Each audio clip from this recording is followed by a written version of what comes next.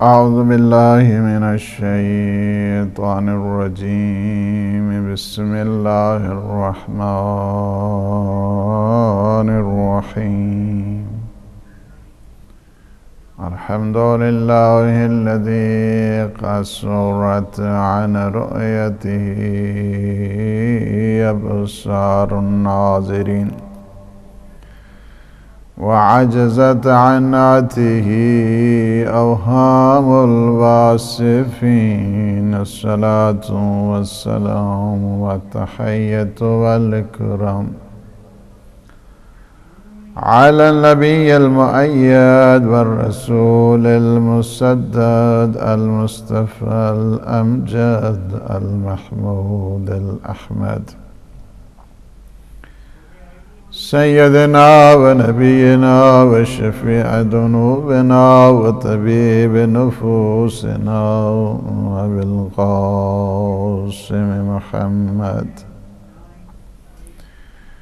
وعلى أهل بيته الطيبين الطاهرين المعصومين المنتجبين الهداة المهديين سيما بقية الله في العالمين. روحي وأرواح العالمين في مقدمه الفداء.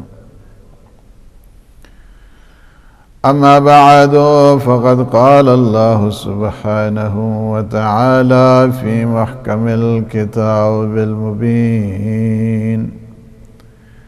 بسم الله الرحمن الرحيم. فأقم وجهك للدين حنيفا فطرة الله التي فطر الناس عليها لا تبديل لخلق الله ذلك الدين القيم ولكن أكثر الناس لا يعلمون. سلسلہ مجالس سید الشہداء. آج ہم اپنے مولا اور آقا کی اس درسگاہ کی 5ویں منزل پہ ہیں اور دین شناسی کے نام سے، اور دین شناسی کا ایک اوج اور اس کی عظمت اس آیے شریفہ میں بتا دی گئی ہے. سورہ مبارکہ روم کی آیت نمبر 30 ہے. ارشاد فرمایا کہ فَأَقِمْ وَجْهَكَ لِلدِّينِ حَنِيفًا. دین حنیف کی طرف پوری توجہ کے ساتھ ہمتاً اور پورے وجود اور پوری ہستی کے ساتھ متوجہ ہو جائیں. ایسے دین کہ جس میں کوئی کجی نہیں، کوئی ڈیویشن نہیں ہے کسی قسم کی. یہ دین حنیف ہے، بالکل راہ راست.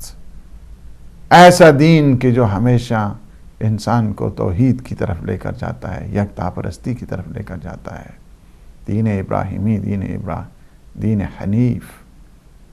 دین حنیف کہ جس میں کسی قسم کی سرپیچی نہیں ہے، کجروی نہیں ہے، انحراف نہیں ہے، ڈیویشن نہیں ہے. اپنے سارے وجود کے ساتھ، اپنی ساری توجہ کے ساتھ تم رخ کر لو دین حقیقی کی طرف. ایسا دین کہ جو ہمیشہ انحراف سے بچائے، گمراہی سے بچائے. ایسا دین کہ جو تمہیں اللہ سبحانہ وتعالی کی طرف متوجہ کرے، صراط مستقیم کی طرف تمہیں لے جائے. وہ صراط مستقیم کی طرف دین جو لے کے جانے والا ہے وہ کون سا ہے؟ یہ صراط مستقیم کا مطلب یہ نہیں ہے کہ کوئی ایسی روڈ ہے کہ جو زمین تا آسمان کی طرف جاتی ہے. صراط مستقیم یہ ہے کہ انسان کو، یعنی سالک کو، بندہ خدا کو اپنے مطلوب تک پہنچائے، اپنی منزل تک پہنچائے. سالک کو مطلوب تک پہنچانے کے لیے اسے کہتے ہیں صراط مستقیم، رائٹ پاتھ، اسٹریٹ پاتھ، راہ راست، جس میں کسی قسم کی کوئی کجی نہیں۔ اور صراط مستقیم وہ ایسا رستہ کہ جو سالک کو مطلوب تک پہنچاتا ہے، وہ رستہ ہے کہ جو اہل بیت کا، اسی وجہ سے فرمایا گیا نحن صراط المستقیم، ہم ہیں صراط مستقیم، ہمیں دیکھو ہم تمہیں اللہ تک پہنچائیں گے، ہمیں دیکھو ہم تمہیں توحید تک پہنچائیں گے، ہمیں دیکھو ہم تمہیں اعتقادات کی طرف لے کر جائیں گے، ہمیں دیکھو ہم تمہیں اخلاقیات کی طرف لے کر جائیں گے۔ یہ ایسا دین ہے کہ جو دین اہل بیت۔ بعض نے کوشش کی ہے کہ دین کے وجود ہی کو ختم کر دیا جائے، جس طرح آج کل کی یہ جو طاغوت ہیں ان کی بھی یہی ہے، ان کی پوری توجہ یہی ہے کہ تاکہ اس دین کی جو ریالٹیز ہیں، دین کے حقائق ہیں، اس کو لوگوں کے اذہان سے مٹا دیا جائے۔ حربے استعمال کیے گئے ریلیجیس ویلیوز کو ختم کرنے کے لیے۔ کہا دین کی ضرورت نہیں ہے، دین خواہ مخواہ کا ایک نشہ ہے، خواہ مخواہ کی ایک افیم ہے، دین سے کچھ نہیں ہوتا، جمود و رکود آتا ہے، ترقی نہیں ہوتی ہے، پیش رفت نہیں ہوتی ہے، ایڈوانسمنٹ نہیں ہوتی ہے، ماڈرنائزیشن نہیں ہوتی ہے۔ دین کو لہٰذا الگ کر دو، دین کی کوئی ضرورت نہیں ہے، نیسیسٹی آف ریلیجن اس وقت کوئی ضرورت نہیں ہے، لہٰذا ساری کی ساری کوشش کی گئی اور آج کل کے، لیکن یاد رکھنا دین کی ضرورت، اسلام نے اس کو فطری قرار دیا۔ فَأَقِمْ وَجْهَكَ لِلدِّينِ حَنِيفًا فِطْرَةَ اللَّهِ الَّتِي فَطَرَ النَّاسَ عَلَيْهَا، اس وجہ سے کہ اللہ سبحانہ وتعالی نے انسان کی جو ڈیزائننگ کی ہے، انسان کی جو فارم بنائی ہے، اللہ سبحانہ وتعالی نے فطرت دین کے اوپر ایک انسان قائم ہے۔ یہ نہیں ہو سکتا ہے کہ انسان ہو اور اس سے دین کے جوہر کو نکال دیا جائے، ایسا نہیں ہے۔ ہر ایک انسان متوجہ ہوتا ہے کس کی طرف سے، لیکن کمیونسٹ جو کانسیپٹ تھا کمیونزم کا، وہ یہی تھا کہ نہیں، دین کو جو ہے نا وہ سرے سے مٹا دو۔ بعض نے کوشش کی ہے کہ اس دین کی ویلیوز کو کم رنگ کرنے کے لیے نے کیا کیا ہے، کہا کہ دین کی ضرورت تھی، کسی وقت تھی، کسی زمانے میں تھی، لیکن آپ جو پریزنٹ ایرا میں رہ رہے ہیں، آپ کو اس دور میں اس دین کی کوئی خاص ضرورت نہیں تھی، کسی زمانے میں تھی، کسی وقت میں۔ ٹائم کی بات ہوتی ہے، وقت کی بات ہوتی ہے، انوائرمنٹ کی بات ہوتی ہے، ماحول کی بات ہوتی ہے، لیکن اب اس وقت دین کی کیا ضرورت ہے، جبکہ اس طرح ہائی ٹیک کے دور میں ہم 21 سینچری میں ہم لوگ آ چکے ہیں۔ اس وقت سائنٹیفک ریسرچ اتنی زیادہ ہو گئی ہے، جب جہالت تھی تو دین کی ضرورت تھی، لیکن اب جب ہر طرف سے انلائٹننگ ہے، ہر طرف سے انسائٹ ہے، ہر طرف سے ویژن ہے، ہر طرف سے نور ہے، ہر طرف سے علم ہے، تو اب اس سائنٹیفک دور میں 21 سینچری میں اب دین کی کیا ضرورت؟ دین کی ضرورت تھی زمانے جاہلیت میں، the time of ignorant، لیکن اب کیا ضرورت ہے؟ اب کوئی ضرورت نہیں ہے، اس وجہ سے کہ ہر دور کے تقاضے مختلف ہوا کرتے ہیں، ہر دور کے مقتضیات مختلف ہوا کرتے ہیں۔ اس وقت ضرورت تھی جب کچھ نہیں تھا، لوگ زمانے جاہلیت سے دن گزار رہے تھے، کفر اور شرک کا دور تھا، اور جہاں پہ علم نہیں تھا، نالج نہیں تھا، انسائٹ نہیں تھی، اس دور تو ٹھیک ہے۔ لیکن آج کل کیا ضرورت ہے، جب کہ سائنس نہیں تھی، ترقی کر لیا، اور سائنس چھوٹی چھوٹی چیزیں جو ہے نا وہ ایک انسان دیکھ سکتا ہے، اور اس قدر سپیڈ کا دور آ گیا ہے کہ انسان مشرق تا مغرب لمحوں تک بات کر سکتا ہے، پہنچ سکتا ہے۔ جو سفر اس دوران مہینہ گزرتے تھے، اب وہ سفر جو مہینہ انسان گزارتا تھا، اب وہ کئی منٹوں میں، کئی منٹس میں اس سفر کو انسان طے کر لیتا ہے۔ تو اب اس ویژن کے دور میں یعنی کیا ہے کہ انہوں نے دین کی جو ویلیوز ہیں اس انداز کے ساتھ انہوں نے کم کرنے کی کوشش کی ہے۔ دین کسی سائنس کا محتاج نہیں ہے، دین سے بڑھ کر انسان کو ایڈوانسمنٹ کہاں سے مل سکتی ہے؟ دین سے بڑھ کر دین ہی ہے کہ جو انسان کو ماڈرنائزیشن سکھاتا ہے، دین ہے کہ جو انسان کو سائنس کی طرف لے کر جاتا ہے۔ وہ بھول گئے ہیں اس چیز کو کہ اسلام کے جو احکام ہیں، اسلام کے جو فلسفہ ہے، فلسفی آف احکام ہے، اس میں بھی کس قدر جو ہے نا، اس کے اگر انگریڈینٹس کو دیکھا دیکھا جائے اسلام کے. آپ فرمایا کہ نہیں تمہیں نہیں پتا ہے, تم دین سے جو ہے نا وہ اس وجہ سے کہ تمہیں دین کی خبر نہیں ہے. اسلام نے کب سائنس کو دین سے جدا کیا ہے؟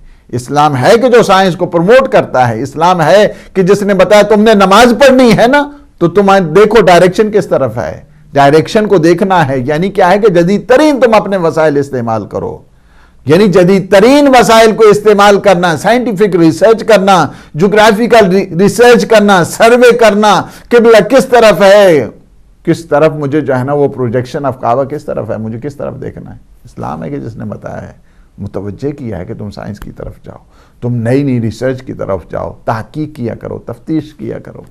یہ اسلام ہے کہ جو بتاتا ہے کہ نہیں عالم طبیعت کا اس دین کے ساتھ گہرا ربط ہوتا ہے. تم نے وضو کرنا ہے, پہلے دیکھو پانی کو, دیکھو صاف ہے, پاک ہے. یہ اسلام ہے کہ جس نے بتایا ہے.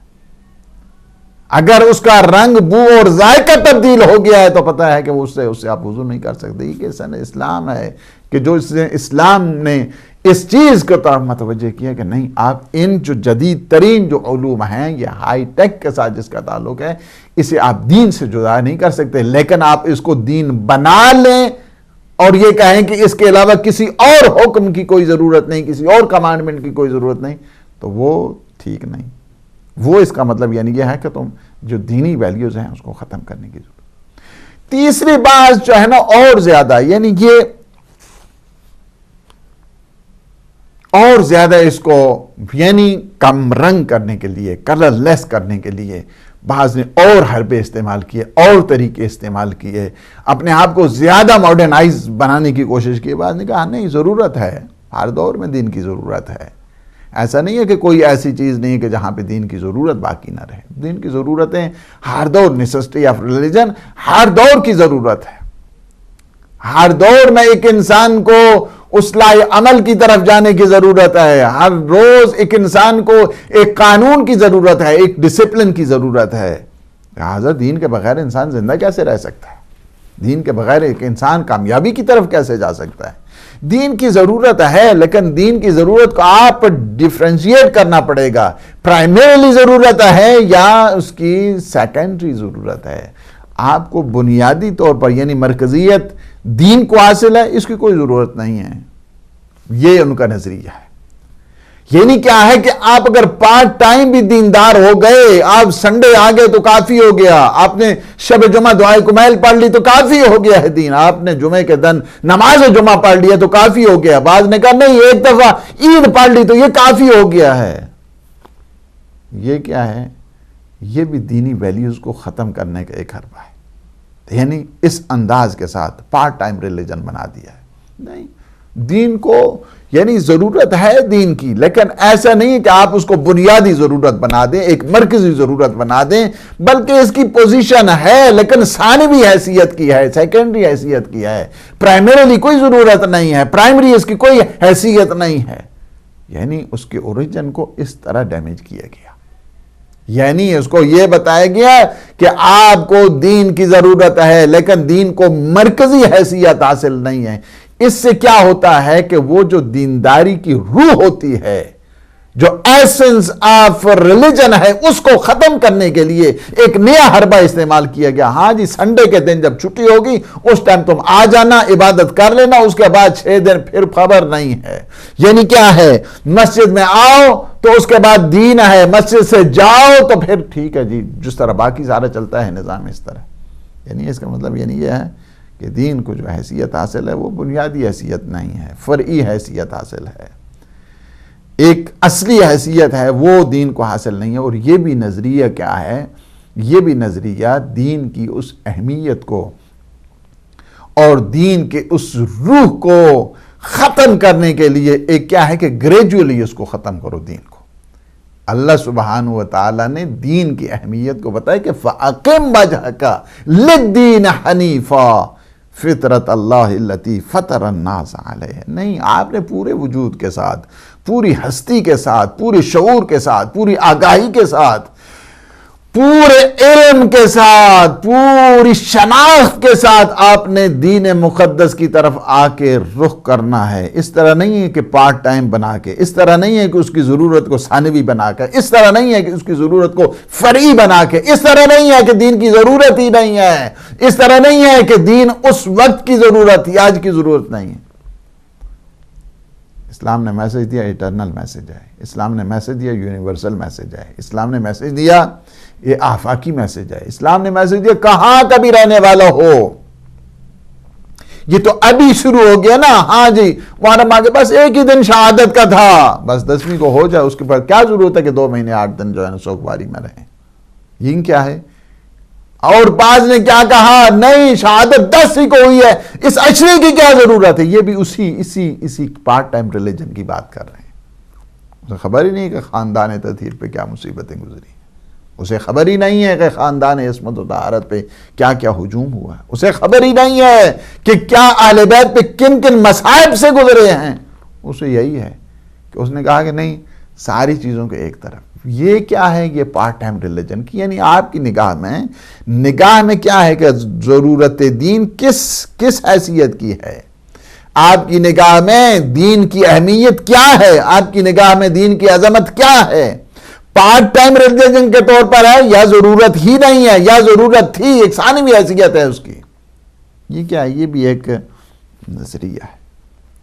یعنی کیا ہے کہ بعض نے کہا کہ ضرورت ہی نہیں ہے، بعض نے کہا ضرورت ہے لیکن جب جہالت تھی، جبکہ آپ کے سائنٹیفک ریسرچ آ گئی، آپ کیا ضرورت پڑی ہے دین کی؟ بعض نے کہا نہیں، ضرورت ہے، ہر دور کی ضرورت ہے دین، لیکن دین کی ضرورت ہے فار دا ٹائم بینگ ضرورت ہے۔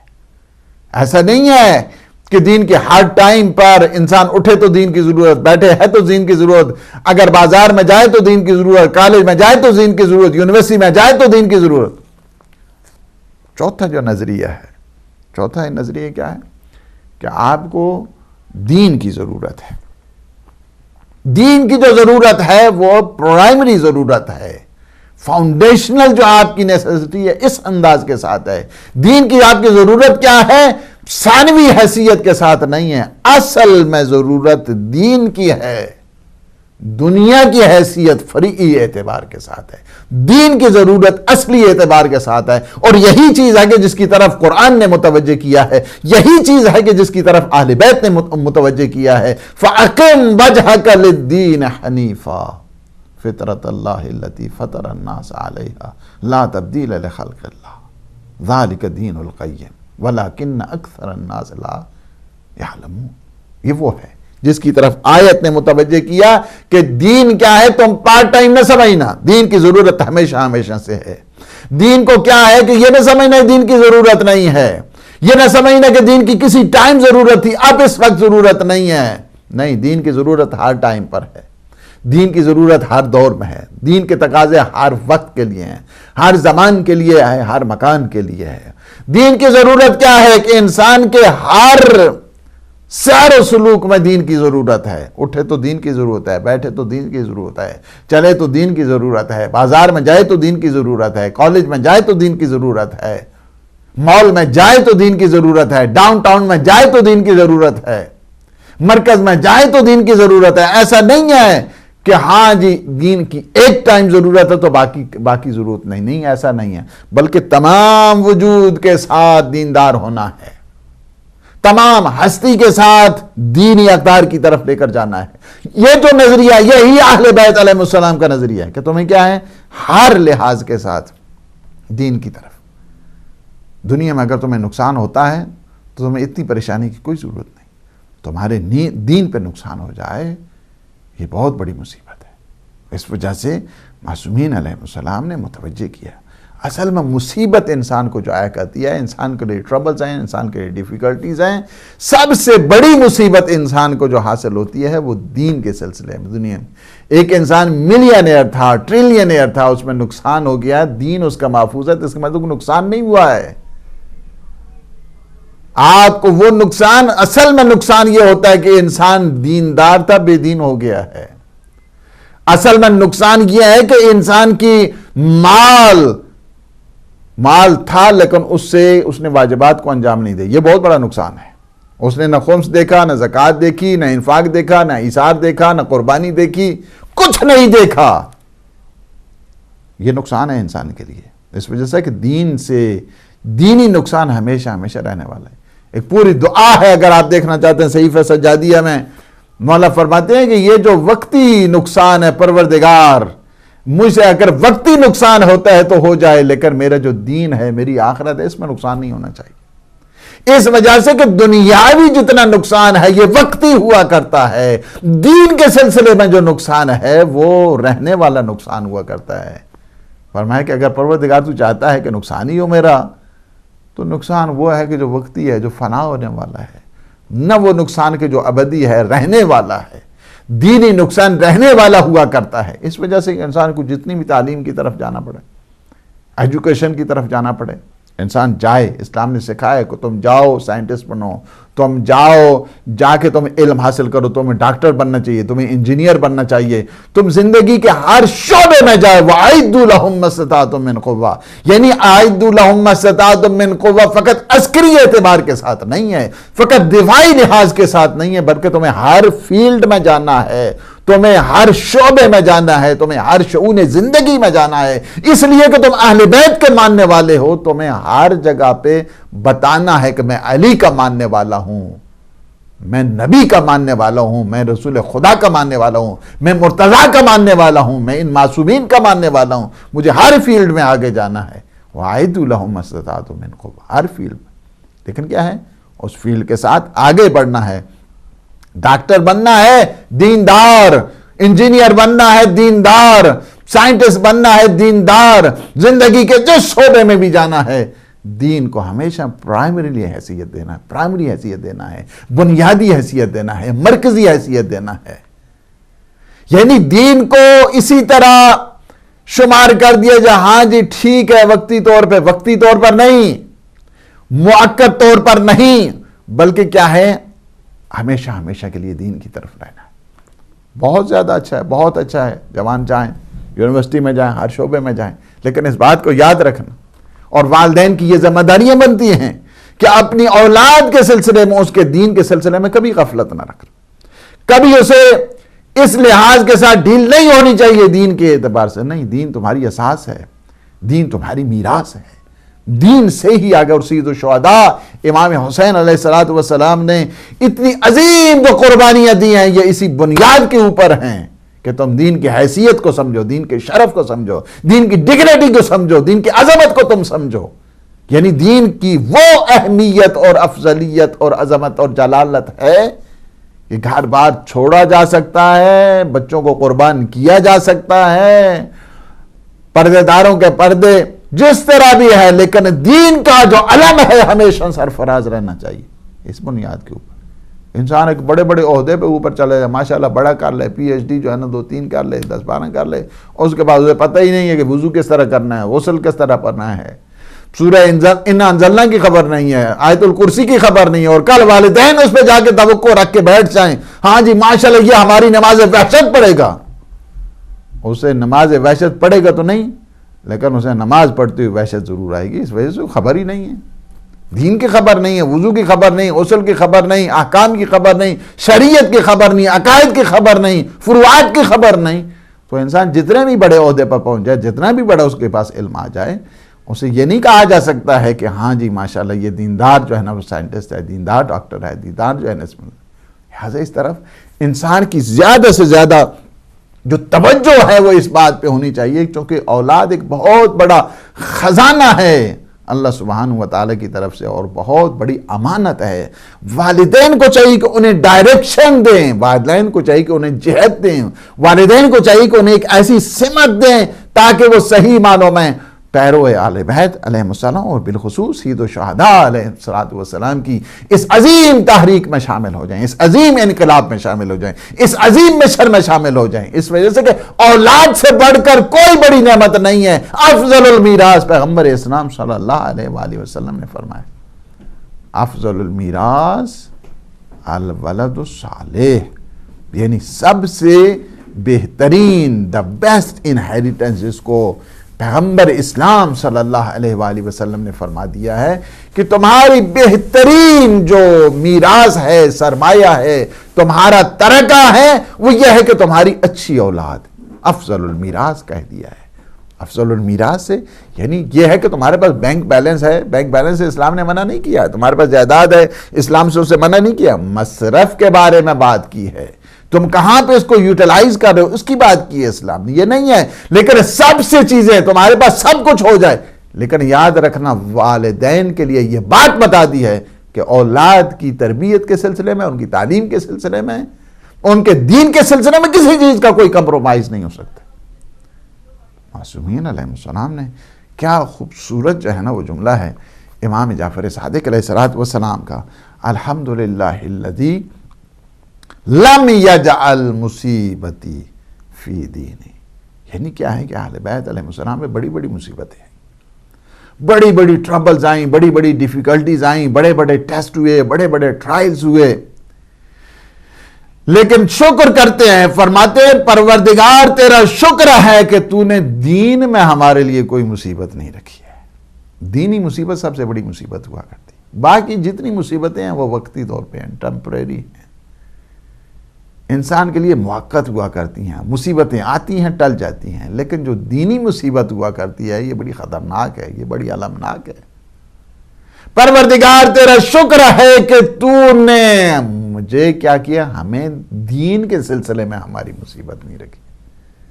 سب چیزیں، ٹیسٹ بڑے بڑے ہوئے، ٹرائلز بڑے بڑے ہوئے، امتحان بڑے بڑے ہوئے، آزمائشیں بڑی بڑی ہوئی دنیا میں۔ اگر آپ ایک ایک مصیبت کو دیکھیں ائمہ معصومین علیہ السلام پر، ایک ایک مصیبت کو اگر دیکھیں انسان کا دل دہل جاتا ہے، لیکن جو دین کے سلسلے میں بہت بڑی مصیبت ہوا کرتی ہے، یہ بہت بڑی آفت ہوا کرتی ہے دین کے سلسلے میں۔ اسی لیے روایت میں ہے کہ اللہ سبحانہ و تعالی جب کسی بندے پہ خیر چاہتا ہے، اراد اللہ بعبد خیرا فقہہ فی الدین وَأَلْهَمَهُ رُشْدًا، اللہ سبحانہ و تعالی اسے کیا کرتا ہے، دینی شعور عطا کیا کرتا ہے۔ جب کسی بندے پہ اللہ مہربان ہوتا ہے تو اللہ کیا کرتا ہے، اسے فقاہت دینی دیا کرتا ہے، اللہ اسے دین کی سمجھ دیا کرتا ہے، فقہ دیا کرتا ہے دین سے متعلق، سمجھ دیا کرتا ہے، شریعت کے احکام کی طرف اسے متوجہ کرتا ہے۔ جب اللہ کسی بندے پر مہربان ہوتا ہے تو فقہ دین سے پتہ ہے کیا ہے، فقہ دین یعنی دین کی جو سمجھ ہے کہ جس کی بنیادیں کیا ہیں، دین کی بنیادیں اور فقہ کی بنیادیں۔ اسی لیے آپ نے یہ سنا ہوا ہے کہ فرمایا پیغمبر اسلام صلی اللہ علیہ وآلہ وسلم، انا مدینۃ العلم وعلی بابہا، انا مدینۃ الفقہ وعلی بابہا، میں مدینہ فقہ ہوں، میں مدینہ فقہ ہوں۔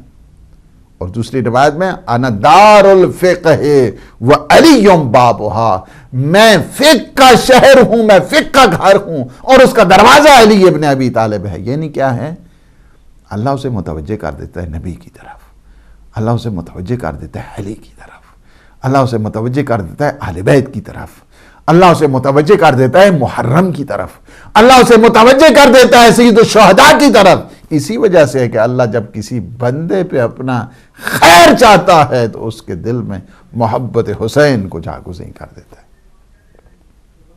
کیا ہے روایت میں میرے آقا کیا فرماتے ہیں کہ جب اذا اراد اللہ بعبد خیرا فقہہ فی الدین وَأَلْهَمَهُ رُشْدًا، اللہ سبحانہ وتعالی کیا کرتا ہے، اسے دینی شعور عطا کر دیتا ہے، دین کی شناخت کا، دین کی معرفت کا، دین کی فقاہت کا، دین کے سمجھنے کا، شریعت کی طرف متوجہ کرتا ہے، اسے احکام کی طرف متوجہ کرتا ہے۔ یہ نہیں کرتا ہے کہ شریعت آ گئی ہے اب طبیعت اسے دبوچ لے گی، نہیں، ایسا نہیں۔ شریعت کبھی اپنی طبیعت کو مسلط نہیں کرتا ہے، شریعت خدا نہیں، ہمیشہ دیکھتا ہے کہ اللہ سبحانہ و تعالیٰ کہتا ہے، میرا نبی مجھ سے کیا کہتا ہے، میرا علی مجھ سے کیا کہتا ہے، میرے معصومین مجھ سے کیا کہتے ہیں، میں کیا ہوں، کچھ نہیں ہوں، میں ان کا غلام ہوں۔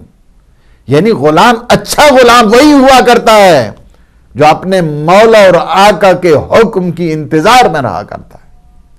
یعنی کیا ہے کہ اللہ اسے دین کی طرف متوجہ کرتا ہے، دین کی طرف متوجہ اصل دین کے لیے. انسان اس لیے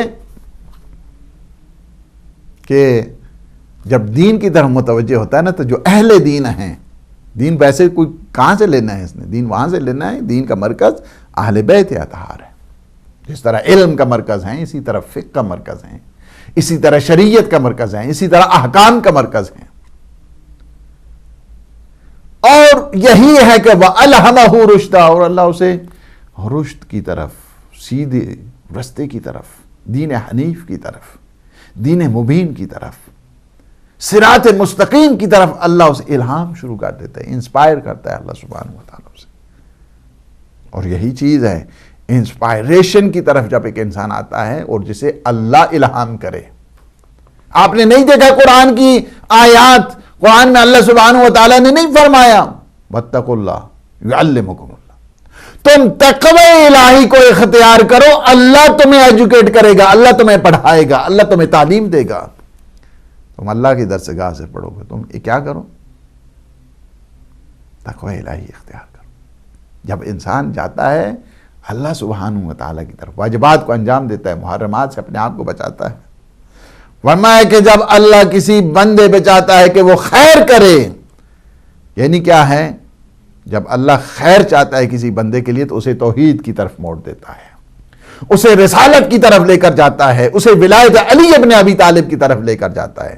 اس وجہ سے کہ انسان کے پاس سب کچھ ہو لیکن ولایت علی ابن ابی طالب اگر اس کے پاس نہیں ہے تو کچھ بھی نہیں ہے. سارے ایمان کی شرط مقبولیت اور شرط قبولیت ولایت علی ابن ابی طالب علیہ الصلوۃ والسلام. فرمایا امام محمد باقر علیہ الصلوۃ والسلام فرماتے بنی الاسلام علی خمس، اسلام کی بنیادیں 5 ہیں، الصلاۃ والزکوٰۃ والحج، الصوم والولایہ. نماز ہے، روزہ ہے، حج ہے، زکوٰۃ ہے اور ولایت ہے. جب راوی نے پوچھا کہ مولا ان میں سب سے افضل کیا ہے، فرمایا ان سب سے کسی چیز میں اتنی ندا نہیں دی گئی، پکارا نہیں گیا جتنا کیا ہے، ولایت کو پکارا گیا. سب سے افضل ولایت ہے. فَإِنَّهَا مِفْتَاحُهُنَّ، اس وجہ سے کہ یہ ولایت امیر المومنین، ولایت معصومین، ولایت ائمہ معصومین کیا ہے، یہ ان سب کی چابی ہے. والی خدا، ولایت سے سرشار ولی خدا تمہیں نماز کا حکم دیتا ہے. ولی خدا ہے کہ جس سے یہ نماز انسان کی قائم ہوا کرتی ہے، ولی خدا سے. اس طرح امام رضا علیہ السلام کا فرمان ہے کہ بالامام تمام الصلاۃ والزکوٰۃ والحج والفیء والحدود. امام ہے کہ جس سے نماز انسان کی کمپلیٹ ہوتی ہے، یا امام ہے کہ جس سے انسان زکوٰۃ دیا کرتا ہے، امام ہے کہ جس سے حدود خدا کی پابندی ہوا کرتی ہے، یہ امام ہے کہ جس سے انسان کی مملکت کی سرحدیں محفوظ رہا کرتی ہیں. لیکن کیا کیا ہے، جب وہ کانسیپٹ آف امامت کو، ولایت کو، کہ جو دین کی بنیادیں ہیں، بنیادیں جو دین ہیں، اسے جب ڈیمیج کرنے کی کوشش کی گئی تو ہر طرف سے طاغوتوں نے حملے کیے، سرحدوں پہ قبضے کیے، جو سرحدیں شریعت کی ان پہ حملے کیے، مختلف قسم کے ہتھ کنڈے استعمال کیے گئے. آج اگر آپ دیکھیں مختلف جگہ پہ یہ جو سارا سلسلہ ہے اس کی بنیاد یہی ہے. آقا زادی شہزادی سیدہ کونین نے فرمایا ہے کہ وَإِمَامَتَنَا أَمَانًا لِلْفُرْقَةِ، ہماری امامت ہے کہ جس سے انسان تفرقوں سے بچتا ہے. یہ جو فتنے ہیں، کرائسز ہیں، مختلف قسم کی یہ اس وقت جو فسادات ہیں، اس کی بنیاد یہی ہے کہ جب ایک انسان در امامت سے دور ہوا ہے تو فسادات کے ہجوم میں آ گیا. فسادات، ہر طرف فسادات. کیا ہے کہ وَإِمَامَتَنَا أَمَانًا لِلْفُرْقَةِ، یعنی ہماری امامت کیا کرتی ہے، امامت جو امامت معصومین میں ہے وہاں پہ فتنہ بازی نہیں ہوتی ہے، وہاں پہ فرقہ بازی نہیں ہوا کرتی ہے، وہاں پہ فتنہ نہیں ہوتا، وہاں پہ فساد نہیں ہوتا ہے، بلکہ کیا ہوتا ہے، وہاں پہ امان ہوا کرتی ہے، وہاں پہ سکون ہوا کرتا ہے، وہاں پہ عبودیت پروردگار ہوا کرتی ہے، وہاں پہ توحید ہوتی ہے، وہاں پہ رسالت ہوتی ہے، وہاں پہ ولایت ہوتی ہے، وہاں پہ معاد ہوتی ہے، وہاں پہ سارے کے سارے جو اعتقادات ہیں ان کی حفاظت ہوا کرتی ہے۔ تو کیا ہے کہ اس چیز کو بتانے کے لیے کہ جو دینی شعور ہے جسے اللہ سبحانہ و تعالیٰ عطا کرتا ہے، لیکن اگر کوئی نہیں جاتا ہے، اس در سے دور ہو جاتا ہے، اس در سے دور ہوتا ہے، نہ اسے دین ملتا ہے نہ اسے دنیا ملا کرتی ہے، بلکہ وہ کیا ہے، دین اور دنیا دونوں سے چلا جاتا ہے، کہ جس طرح سید الشہداء امام حسین علیہ السلام کا بھی فرمان ہے، فرماتے ہیں ان جعلت دینک لدنیاک ہلکت دینک و دنیاک، اگر تو نے اپنی دین کو دنیا کے لیے قرار دیا ہے تو فرمایا کہ نہ تمہیں دین ملے گا نہ تمہیں دنیا ملے گی، تمہیں دین بھی ملنے والا نہیں ہے، تمہیں دنیا بھی نہیں ملنے والی ہے۔ مت سمجھو کہ تم اگر یہ دین کو تم استعمال کرو گے، دین کو تم سیکنڈری پوزیشن دو گے، دین کو تم ثانوی حیثیت دو گے، دین کو تم عارضی حیثیت دو گے، تو تم سمجھو گے کہ ہاں جی ان جعلت دینک لدنیا، آپ نے اپنے دین کو ایک جانب شیلڈ بنا لی دنیا کے لیے، جو کہ بعض کی سیاست ہی ان کی گھومتی رہتی ہے اسی دنیا کے سائے میں، اور اس کا نتیجہ آپ نے دیکھ لیا ہے۔ دنیا پرستی کے خاطر اگر تم دین کو استعمال کرو گے، دین کو ایک شیلڈ بناؤ گے، دین کو ایک سہارا بناؤ گے، یہ وعدہ معصومین کا، یہ وعدہ سید الشہداء کا کہ تمہیں دین بھی نہیں ملے گا، تمہیں دنیا بھی نہیں ملے گی۔ ہاں اگر تم کیا ہے ان جعلت دنیا کا، یا جو ہے نا وہ تبعا لدینک احرزت دینک و دنیاک، اگر تم نے کیا کیا، دنیا کو تابع کر لیا دین کے، یعنی کیا ہے، دنیا کی حیثیت ثانوی ہے، دنیا کی حیثیت عارضی ہے، اصل جو حیثیت ہے، بنیادی حیثیت ہے، مرکزی حیثیت ہے، فاؤنڈیشنل جو حیثیت ہے وہ کیا ہے، دین کی ہے، تو تمہیں دین بھی مل جائے گا، تمہیں دنیا بھی مل جائے گی۔ لہٰذا اس طرح نہ کرنا کہ کہیں ایسا نہ ہو کہ دنیا کی خاطر دین کو قربان کر دینا، دین کو برباد کر دینا، یہ بتا دیا ہے۔ ایسا نہیں ہو سکتا ہے، دین اصل ہے، دنیا فر ہے، دنیا میں نقصان ہو جائے تو کوئی بات نہیں ہے۔ جب ٹکراؤ ہو جائے دین اور دنیا کا، جب تصادم ہو جائے دین اور دنیا کا، تو تم نے یہ نہیں کرنا ہے کہ دین کو قربان کر دینا ہے، دنیا کو رکھنا ہے، ایسا نہیں ہے۔ عمر سعد کوئی معمولی نہیں تھا، سعد ابن وقاص کا بیٹا ہے یہ، سعد ابن وقاص کا بیٹا، بڑے بزرگ صحابی ہیں، ان کا بیٹا ہے یہ۔ لیکن جب دنیا سوار ہو جاتی ہے، دنیا جب دین اور دنیا کی ٹکراؤ ہوتا ہے، یہ رائے کی حکومت کے لیے گیا تھا، یزید سے حکم نامہ اسے ملا تھا، یہ پوری اتھارٹی لے کر جا رہا تھا وہاں کی حکمرانی کے لیے۔ جب کوفہ پہنچا، اس نے کہا، ابن زیاد نے کہا کیا بات ہے، کہاں جا رہے ہو؟ کہا کہ میں رائے کی حکومت یزید کی طرف سے مامور ہو گیا، آپ وہاں جانے سے پہلے آپ کو کربلا جانا ہوگا، آپ کو کربلا جانا ہوگا، پہلے حسین ابن علی کے ساتھ جنگ کرنی ہوگی، بیعت لینی ہوگی، جو allegiance ہے پوری طاقت کے ساتھ سید الشہداء سے، امام حسین سے لو، اس کے بعد تم جا سکتے ہو۔ کہا یہ کیسے ہو سکتا ہے؟ کہا یہ ایسے ہی ہوگا، ورنہ تمہیں نہیں جانا ہوگا، وہاں کے تم نہ گورنر ہو، وہاں کی حکومت بھی تمہیں ملنے والی نہیں ہے، کہ جس شان اور تحور کی تم سوچ رہے ہو اور جہاں پہ چاہتے ہو کہ میری وہاں پہ اتھارٹیٹو پاور ہوگی اور میں وہاں پہ حکومت کروں گا، میرا وہاں پہ لاؤ لشکر ہوگا، میرے وہاں پہ اقتدار ہوگا، یہ وہ تمہیں اقتدار کا نشہ نہیں ملنے والا ہے جب تک تم کربلا نہیں جاؤ گے۔ کہا کہ ٹھیک ہے، سوچتا ہوں۔ 3 دن کی اس نے مہلت مانگی، یہی جو عمر سعد ہے، سعد ابن وقاص کا بیٹا، صحابی رسول کا بیٹا ہے۔ سعد ابن سعد نے کیا کیا؟ عمر ابن سعد 3 دن کی مہلت مانگی۔ اب جو ہے نا وہ چپکلش شروع ہو گئی اس کے دل و دماغ میں، اس وجہ سے کہ جب انسان دین اور دنیا کے بارے میں جب ٹکراؤ دیکھتا ہے، اب ایک طرف اس کے ذہن میں اب کس کے ساتھ جنگ کے لیے جا رہے ہو؟ تمہیں پتا ہے رسول خدا نے کیا فرمایا سید الشہداء کے سلسلے میں؟ نفس ہمارا آگے بڑھتا ہے، کبھی نفس وہ امارہ کی طرف جاتا ہے، کبھی مختلف نفس لوامہ اس کے ساتھ آتا ہے، ٹکراؤ ہوتا ہے، اور ٹکراؤ ہو رہا ہے دین و دنیا کا، ٹکراؤ ہو رہا ہے حق و باطل کا، ٹکراؤ اس انداز کے ساتھ ہو رہا ہے، اس قدر ساری رات کبھی ادھر سے جاتا ہے ادھر جاتا ہے، پورے گھر کے جتنا صحن ہے اس میں وہ چکر لگاتا ہے اور اپنے آپ سے باتیں کرتے ہیں، کدھر جا رہے ہو، کیوں جا رہے ہو؟ سید الشہداء کے خلاف، امام حسین کے خلاف جاؤ گے تم، کہ جن کے بارے میں پیغمبر اسلام نے فرمایا کہ حسین منی وانا من حسین، ان الحسین مصباح الہدا و سفینۃ النجات، کہ میرا حسین ہدایت کا چراغ ہے اور نجات کا سفینہ ہے، حسین مجھ سے ہے، میں حسین سے ہوں، جناب سیدہ کا بیٹا ہے، امیر المومنین علی ابن ابی طالب کا فرزند، ان کے ساتھ جنگ ہوگی، تمہاری دین بھی برباد، تم کیا کرو گے؟ پھر اس کے بعد شیطنت اس پہ سوار ہوتی ہے، جو ڈیول پاور ہے اس کے اوپر آتی ہے اور کہتی ہے وساوس کے ساتھ، خواہشات کے ساتھ، مختلف قسم کی وسپرنگ کے ساتھ، وہ کہتے ہیں نہیں کوئی بات نہیں، ہم جاتے ہیں۔ شیطان اس کو مختلف جو اس کے آرگومنٹ ہیں، اس آرگومنٹ کے ساتھ کچھ صفائی کرتا ہے۔ شیطان کہتا ہے کیا بات ہے، وہاں پہ چلے جاؤ، وہاں پہ جا کر مصالحت کرنے کی کوشش کرو، کمپرومائز کرنے کی کوشش کرو، ممکن ہے حسین ابن علی مانے، ممکن ہے نہیں ہے، پھر کوئی اور بہانہ بنا کے وہاں سے، جس طرح شیطان مختلف قسم کے اپنے ہیلے اور حربے استعمال کرتا ہے،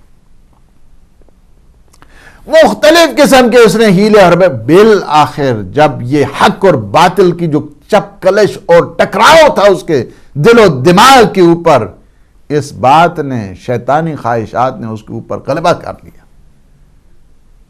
یہی بات ہے نا روایات میں کہ ایک دفعہ جب ایک انسان اس قسم کا مسئلہ ہوتا ہے، ایک رحمانی طاقت انسان کے لیے آتی ہے، ایک شیطانی طاقت آتی ہے۔ جب رحمانی طاقت غلبہ کرتی ہے انسان نیکی کی طرف جاتا ہے، شیطانی طاقت جب اس انسان پہ سوار ہوتی ہے انسان برائی کی طرف جاتا ہے۔ یہ کیا ہے؟ شیطان نے اسے مغلوب کیا، اس کی خواہشات نے اسے مغلوب کیا، اس نے کافی سوچ و بچار کے بعد اس نتیجے پر پہنچا ہے کہ ٹھیک ہے کوشش کریں گے، لیکن رائے کی حکومت کو تو نہیں چھوڑا جا سکتا ہے۔ اس نے کہا ٹھیک ہے حکم نامہ دے دو مجھے۔ یہی کربلا میں یہ شخص آیا، اس نے کیا کیا؟ امام نے فرمایا، امام کے ساتھ میٹنگ ہوتی ہے، جلسات ہوتے ہیں، امام کے ساتھ باتیں اس کی ہوتی ہیں، امام فرماتے ہیں کہ تم اس لیے کہ تمہیں پیسہ چاہیے، کہ یزید تمہیں مال دے گا، تو ہمارا جو فلاں مدینے میں باغ ہے نا، میں وہ تمہیں ہبہ کر دوں گا، میں تمہیں دے دوں گا۔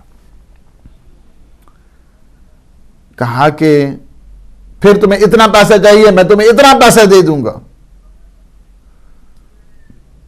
نہیں کوئی بات نہیں آ رہی ہے۔ کہا کہ وہ رائے کی حکومت۔ امام فرماتے ہیں اگر تمہیں اور مال چاہیے تو جو فلاں باغ ہے وہ میں تمہیں دے دوں گا۔ ہمارے ساتھ کہتا ہے کہ اگر وہ میرے بیوی بچوں کو اسیر کر لیں، گرفتار کر لیں تو پھر؟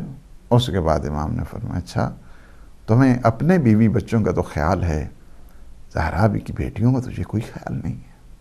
فرمایا چلیں ٹھیک ہے جائیں، لیکن میں تمہیں ایک بات بتاتا چلوں، تمہیں رائے کی حکومت کا ہے، یہ رائے جو تہران میں آج کل، جنوب تہران،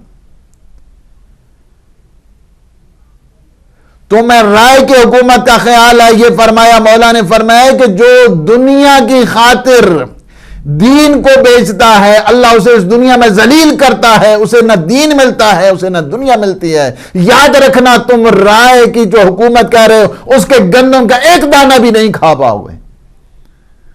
اس نے مذاق میں بات کو تمام کیا، کہا کہ ٹھیک ہے گندم نہیں کھائیں گے تو جو کھا لیں گے۔ نتیجہ کیا ہو گیا؟ نتیجہ یہ نکلا، آپ نے دیکھا دنیا غالب آ گئی اور دین مغلوب ہوا۔ نتیجہ کیا ہے؟ عمر سعد کی صورت میں۔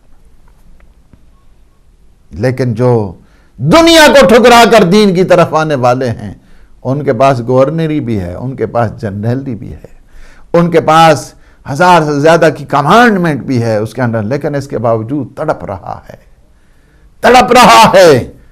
بدن میں کپ کپی ہے، بدن میں لرزہ ہے، بدن میں ایک دفعہ زلزلہ آ رہا ہے۔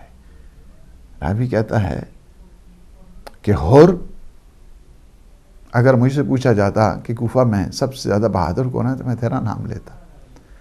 لیکن کیا بات ہے، کیا بات ہے، بہت پریشان لگ رہے ہو، تیرا جسم کانپ رہا ہے، گرمی کی شدت ہے، گرمی کی حدت ہے.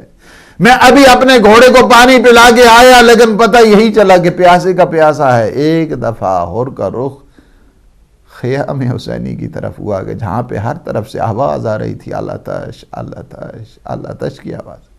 بیٹے کو بلا کر کہا بیٹا یہ بتاؤ، ایک طرف جنت ہو ایک طرف جہنم ہو، مجھے کیا کرنا چاہیے؟ بیٹے نے کہا بابا آپ قیامت کے دن خاتون جنت کو کیا جواب دیں گے، کیا بتائیں گے؟ ایک بیٹے کو جواب ملنا تھا. کہا کہ بیٹا اس طرح کرو، چلتے ہیں پھر بارگاہ سید الشہداء میں، بارگاہ حسینی میں جاتے ہیں، اپنے تقصیر، اپنے گناہوں کی، اپنی معصیت کی معافی مانگتے ہیں. یہی چیز ہے کہ جب ہور چلا ایسے میں مولا نے حکم دیا عباس جاؤ، علی اکبر جاؤ، قاسم جاؤ، میرے مہمان کے استقبال کر کے لاؤ. جب امام کے پاس لائے گئے، آنکھیں جھکی ہوئی ہیں، اپنی سب سے پہلے گناہوں کو تسلیم کرتا ہے کہ مولا میں وہ ہوں کہ جس نے خیموں کو نہر فرات کے قریب نہ لگنے دیا، میں وہ ہوں کہ جس نے گھوڑے کی لگام میں ہاتھ ڈالا تھا، میں گستاخ ہوں، میں جسور ہوں. حالی من توبہ، کیا ان گستاخیوں کے بعد بھی توبہ قبول ہو سکتی ہے؟ میرے مولا فرماتے ہیں اور نظریں اٹھا کے دیکھو، نگاہیں اٹھا کے دیکھو. اب مہمان نوازی کا نہیں ہے، جب تو پہلے آیا تھا تجھے پانی پلایا، لیکن اب کیا ہے، پانی بند ہو چکا ہے، تم اٹھا کے دیکھو میری طرف. لیکن اور یہی کہتا ہے حالی من توبہ، مولا اس گستاخ کی توبہ کیا قبول ہو سکتی ہے؟ میرے آقا کریم نے فرمایا اے ہور تیری ماں نے تیرا نام کتنا اچھا رکھا ہے، انت حر فی الدنیا والآخرہ، تو دنیا میں بھی آزاد ہے، تو آخرت میں بھی آزاد ہے. تیری توبہ اللہ کے حضور قبول. لعنت اللہ علی القوم الظالمین وسيعلم الذين ظلموا أي منقلب ينقلبون. خدایا بحق محمد آل محمد ہماری اس عبادت کو اپنی بارگاہ میں منظور مقبول فرماؤ، ہمارے گناہوں سے عفو درگزر فرماؤ. پروردگار یہ عزاداری سوگواری، پروردگار ہماری آخرت کا سرمایہ قرار دے. پروردگار جتنے مومنین مومنات حاجات رکھتے ہیں ان کے حوائج شریعہ کو پورا فرما. جتنے مومنین مومنات مریض ہیں پروردگار بیمار کربلا کے صدقے انہیں صحت سلامتی شفا کامل و عاجلہ عطا فرما. پروردگار ہم سب کے مرحومین بالخصوص ہمارے بڑے محترم ہیں فرخ شیرازی اور ملیکہ شیرازی، پروردگار انہیں صحت عطا فرما، سلامتی عطا فرما. ان کی جملہ مرحومین کی مغفرت فرما، انہیں آفات بلیات سے محفوظ فرما. پروردگار وہ ہمارے عزادار جو گزشتہ سال تھے اس سال نہیں ہیں، پروردگار تو ان کی قبروں کو نورانی فرما، سید الشہداء کا جوار نصیب فرما. پروردگار جتنے مومنین مومنات مرحوم ہو چکے ہیں بالخصوص جن کا کوئی والی وارث نہیں ہے، پروردگار انہیں جوار معصومین نصیب فرما. اللہ عالم اسلام کو سر بلند فرما، عالم طاغوت کو نابود فرما. جہاں جہاں پہ بھی سید الشہداء کے عزادار ہیں پروردگار تو ان کی حفاظت فرما. سپاہ یزید سے انہیں محفوظ فرما، سپاہ یزید کو نیست و نابود فرما. پروردگار ولی برحق وارث عزا امام زمان قطب عالم امکان کے ظہور پر نور میں تعجیل فرما. اللہم عجل ولی کا الفرج. اللہم صلی علی محمد و